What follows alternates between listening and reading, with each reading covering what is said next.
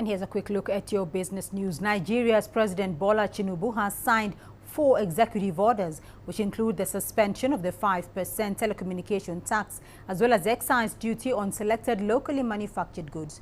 Tinubu, who took office in May, has embarked on Nigeria's boldest reform agenda in decades to boost sluggish growth in Africa's largest economy. CGTN's Deji Bademosi has more from Lagos. Nigeria may be badly in need of more revenue, but the country's President Bola Tinubu does not think introducing a raft of taxes at this time is appropriate in a departure from the approach adopted by his predecessor. Immediate past President Muhammadu Buhari had introduced several new taxes in the twilight of his administration to shore up government revenue and tackle the country's fiscal deficits. The president said in his inaugural speech that we will be reviewing multiplicity of taxes. And now if you're adding new tax, what does that mean? You're actually adding to already existing multiple taxes. So the best thing to do is to stop adding any new taxes, review what we already have, simplify them, and then identify how you want to tax. And again, we're also very mindful of the impact of this multiplicity of taxes on Nigerians.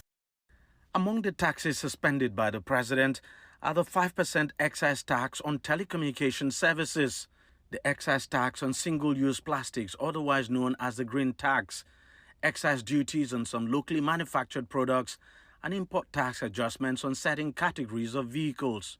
Even though the taxes are only being suspended, it does not look like they will be reinstated anytime soon, if the pledge made by the presidential advisor on revenue is anything to go by. We have a robust plan to improve our collection management, the compliance management, because that is what is needed. So we are not going to impose new taxes. It's the one that we have that we improve the collection, the management, and the efficient use of those resources. And that is the pledge and the promise of Mr. President, which we are here to make sure it comes to reality. The business community in the country, which has always opposed the introduction of the taxes in the first place, has welcomed the suspension, but wants the government to do more.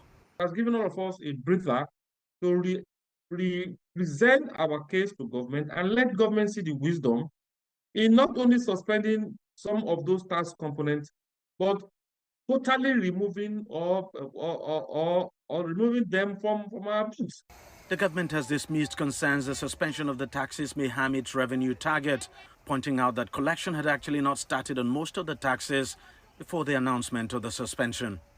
Deji Bademosi, CGTN, Lagos, Nigeria.